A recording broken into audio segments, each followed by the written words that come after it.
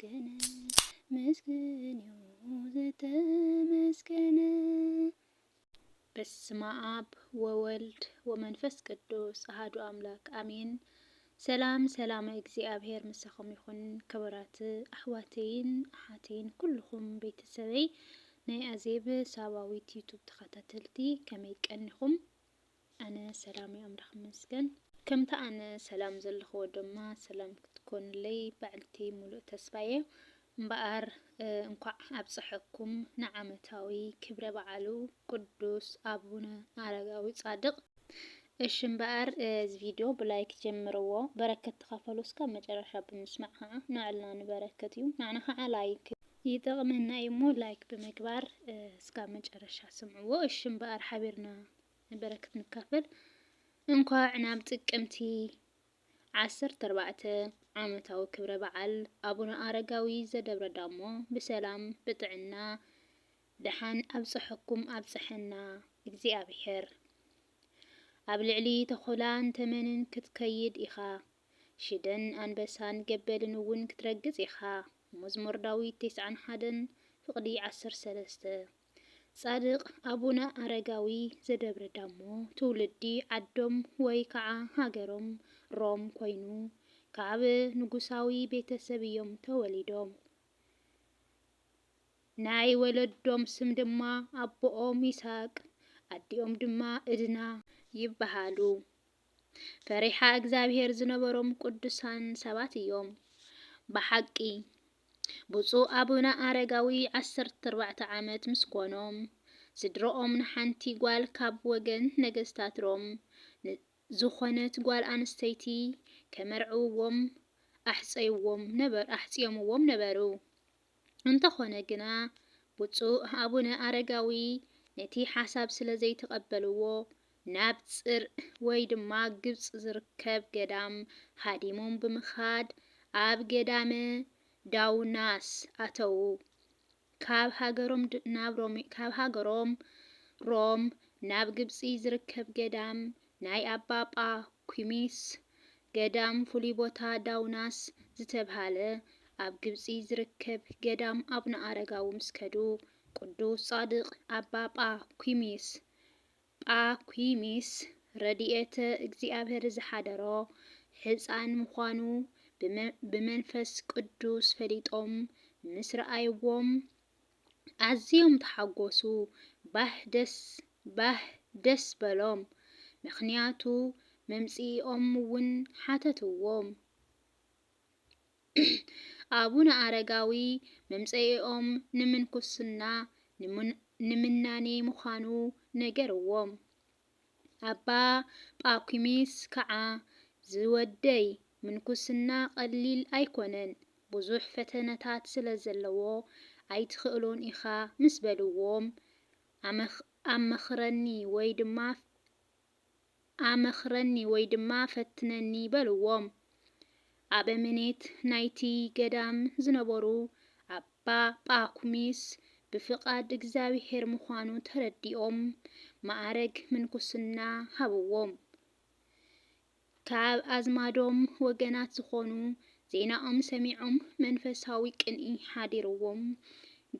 ከምኦም ንዓለም ገዲፎም ገዳም ብምእታው መነኑ፣ ዓለም ገደፉ። ንሳቶም ድማ ከም ዝስዕቡ እዮም። ኣባ ሊቃኖስ ዘቁስጥንጥንያ፣ ኣባ ይምኣታ ዘቁስያ፣ ኣባ ጽህማ ዘአንጾኪያ፣ ኣባ ጉባ ዘቂልቅያ፣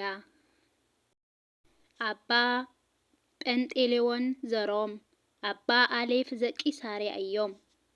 ንሳቶም ድማ ብፁዕ ለከ ዘኮንከነ መርሃ ሃበ ዘኣቲ ፍኖት ከመ ሄር ኖላዊ ዘየዓቅብ መርኤቶ ከምቲ ንመጓስኡ ብግቡእ ዝመርሕ ጓሳ ንዓና ናብ መንገዲ ህይወት ስለ ዝመራሕካና ብፁዕ ኣቡነ ኣረጋዊ ክትበሃል ይግብአካ እዩ በሉ። ኣረጋዊ ዝተባሃለሉ ካብዚ ንድሓር እዩ። ድሕሪ 7 ዓመት ድማ ናብሮም ዓዶም ተመሊሶም ከስተምህሩ ከለዉ ዜና ናይ ሃገርና ኣግኣዚ ሰሚዖም ናብ ኣኽሱም ከተማ ክመጹ መንገዶም ጀመሩ። ቅዱስ ሚካኤል ብክንፉ ተሰኪሙ ኣኽሱም ኣብጽሖም። ምድረ ኣዜብ ወይ ከዓ ሳባ ብዘይ ሃወርያ ጸኒዓ እትነብር ዓዲ ክርእያ ምስ በልዎም 8 ቅዱሳን ድማ ንብረቶም ጠቕሊሎም ሰዓብቶም ኣኸቲሎም ኣኽሱም ኣተዉ። እዚ ድማ ንጉስ ኣልዓሜዳ ምስ ነገሰ ኣብ 5ይ ዓመቱ እዩ። ኣባ ገሪማ ወይ ድማ ይስሐቅ ክስካብ እዚ ዕለት ኣብሮም ነጊሶም ነበሩ። ምስ ለኣኹሎም መንግስቶም ገዲፎም ብምምጻእ ታሸዓዮም ኮኑ። ድሕሪ 12 ዓመት ንብሕትውናን ንጽሞናን ምጥዓም ምስ ኣበዮም ኣባ ኣረጋዊ ካብ ኣዝማድና ምፍላይና ካብ ሃገርና ምውፃእና ብብሕትውናን ኣበ ጽምዋን ንኽንነብር እዩ ነይሩ። ተፈላሊና ክንነብር ይግበአና እዩ በልዎም ነቶም ቅዱሳን። ኣቡነ ኣረጋዊ ናብ ደብረ ዳሞ፣ ኣባ ሊቃኖስ ናብ ደብረ ቆናጽል፣ ኣባ ጰንጤሎን ናብ ደብረ ጾማእት፣ ኣባ ይስሐቅ ኣቡነ ገሪማ ናብ መደራ፣ ኣባ ጉባ ካብ መደራ 2 ምዕራፍ ርሒቆም ይርከቡ።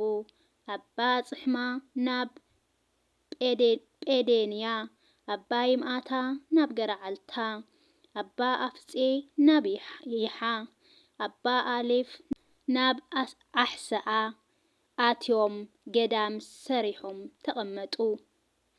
ጻድቕ ኣቦና መናኔ ዓለም ኣቡነ ኣረጋዊ ዘዳሞ ምስ ደቆም መንፈሳውያን መነኮሳት ጽኑዕ ፍቕሪ ዝነበሮም ኣቦ እዮም።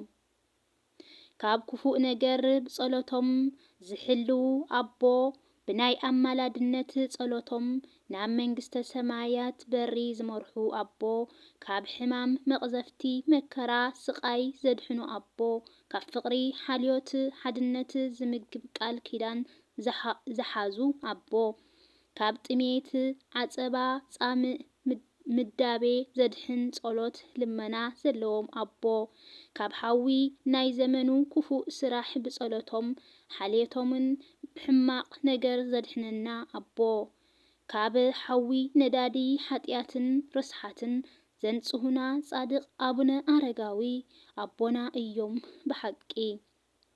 ነቶም ዝኣምኑ እዞም መልእኽትታት እዚኣቶም ክኽተልዎም እዮም። ብስመይ ኣጋንንቲ ከውጽኡ፣ ብሓድሽቲ ቋንቋታት ክዛረቡ፣ ኣትማን ክሕዙ፣ ዝቐትል መርዚ እንተሰተዩ እውን ከቶ ኣይጎድኦምን። ኣእዳዎም ኣብ ልዕሊ ሕሙማት እንተ ኣንበሩ እቶም ሕሙማን ክሓውዩ እዮም። ማርቆስ 16 ፍቕዲ 17-18። ኣቡነ ኣረጋዊ ብጾም፣ ብጸሎት፣ ብስግደት፣ ብትግሃት፣ ብተራድኦ፣ ብብሕትውና ልዕሊ ኩሎም መነኮሳት ኮኑ።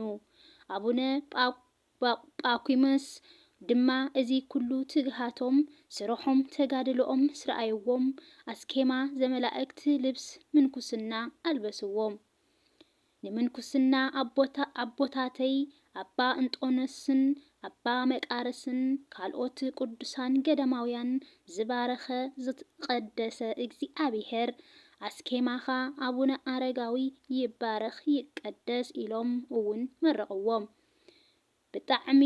ብጣዕሚ ፈታዊ ጽድቂ ኮይኖም ብፁዕ ወንጹህ ኣቡነ ኣረጋዊ ብጾምን ብጸሎትን ተጊሆም ብመዓልትን ብለይትን የገልግሉ ስለዝነበሩ ካብ ኩሎም መነኮሳት በሊጾም ብመንፈስ ቅዱስ ተራእዮምዎም ነበሩ።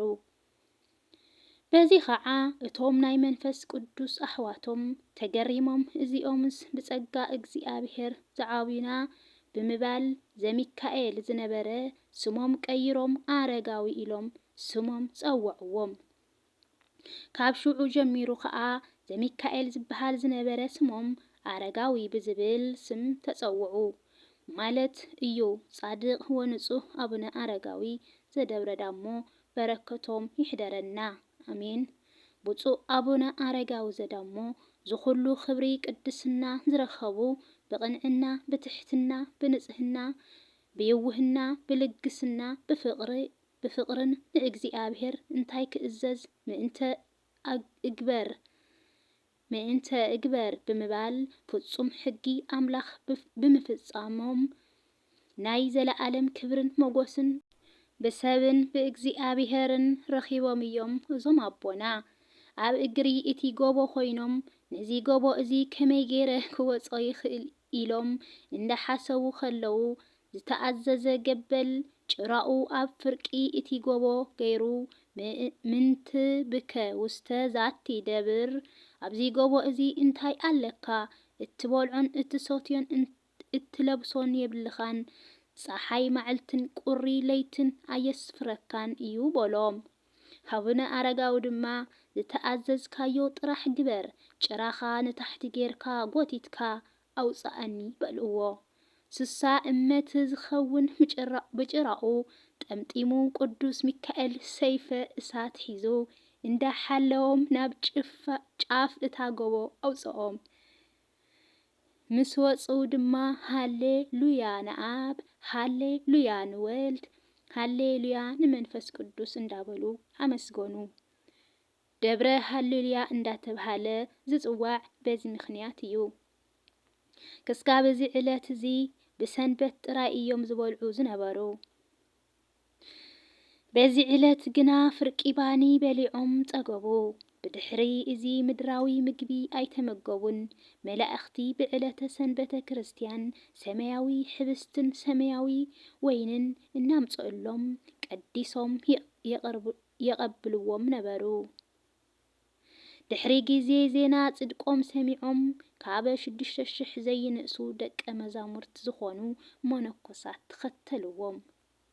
99 ዓመት ምስ ገበሩ ጎይታ ፍርቂ ለይቲ ተገሊጹ ድኻምካ ርእዮ ኣለኹ ጸሎትካ እውን ሰሚዖየ እየ ምድራዊ መንግስትኻ ገዲፍካ ስለ ዘገልገልካኒ ሕልፈትን ውድቀትን ዘይብላ ሰማያዊት መንግስተይ ከውርሰካ እየ ለዚህ ገበረ ተዝካረከ ወዘተአምን በጸሎትከ እህቦ ሞጎስ በቅድመ መላእክትየ ዝኽርኻ ዝገበረ ብጸሎትኻ ዝተኣመነ ኩሉ ኣብ ቅድሚ መላእኽተይ ክብሪ ክህቦ እየ ንዝጠመየ ብስምካ ዘብልዐ ንዝጸምአ ዘስተየ ቤተ ክርስቲያን ዝሃነጸን ዝሰርሐን ዜና ገድልኻ ዝጸሓፈን ዘንበበን ዝሰምዐን ክስካብ 15 ትውልድ ክምሕረልካ እየ። ናይዞም ብሩኽ ቅዱስ ንጹህ ዝኾኑ አቦና አቡነ አረጋዊ ሎሚ ጥቅምቲ 14 ዝተሰወሩሉ ዕለት እዩ። ተጋሩ ብስጋ ዝወለዱና ወለድና ይኹን መራሕቲ ሃይማኖት ኣቦታትና ብዝግባእ ክነኽብር ይግብአና። ብፍላይ ኣብ መነኮሳትን ካህናትን ዘሎ ምልከታ ክቅረፍ ኣለዎ። ናይ ካልእ ሰብ ሓጢኣት ዘይምልከተና እናተቆጻጸርና ገደል ክንኣቱ የብልናን። ንባዕልትና ብመጀመርታ ንጹሃን ንኹን። ንጹህ ዝኾነ ሰብ ናይ ካልእ ሰብ ሓጢኣት ወይ ድማ ስራሕ ኣይምልከትን። ስለ ናሃቱ ሓጢኣቱ እዩ ዝምልከት። ዘልቅስ ዝበኪ ማለት እዩ ኣሕዋተይ። በረከት ረድኤት ኣማላድነት ናይ አቡነ አረጋዊ ምስ ኩላትና ህዝበ ክርስቲያን ይሕደር። ንዞም ቅዱስ ንጹህ ኣቦ ትፈትውዎም መን ኢኺ ካብ ልብኹም ፍቕርኹም ግለጹሎም እስቲ ብሓቂ በረከቶም ይሕደረና እግዚአብሔር አሜን። ምንጪ ካብ ፌስቡክ ካብ እምነቶም ለአበው ዘንበብኩ ስብሐት ለእግዚአብሔር ወለወላዲት ድንግል ወለመስቀሉ ክቡር ይኹን አሜን። በእውነት አቦና እምነቶም ለአበው ከምታ ዝጸሓፍዋ ገይረ ኣቕሪበያ ምክንያቱ ንሳቶም ድኺሞም ጽሒፎም ክጽሕፉ ብዙሕ እንታሽሙ ዝወስደሎም ንሕና ከዓ ክንበረከት ክንካፈለሉ ኣለና ሸለል ኣይንበሎም ብሓቂ እዚ ከመይ ዝበለ ድንቂ ናይ አቦና አቡነ አረጋዊ ጽሒፎምልና ዘለው እምነቶም ለአበው ኣብ ፌስቡክ ኣለው ክቡር አቦና نسمعيه بركة نكافل أنا دم بتطعم زي كل زنبركو بوزح سلازخونة نحنا سئلنا شلتو سلنبل أما أنت كله نخنسهم أي قلب بطعم تشوكيلن بيبين بر 3 دقيقة ياخذون كسيلة الزنبو مالتهم بطعم ينوي حقر نحنا شلتو سنبلكم تدولكوا ما أنتي كله كنسهم بركة كنكافلية نبونا إجابير صقا يبزحلهم هم زي بلهم زحافلنا نقدس أبنا أرجع وبركتهم رديئتهم يبفلينا لومي بزعلة زياء زتسور لعلتيا كبر المسكان نعاوم يخونهم بإجابير زخورهم سلام معلتي سلام شتيم سينا كسكاب خالي بديز مزقكم سلام كنيات نمسكنون نمسكنون زيابي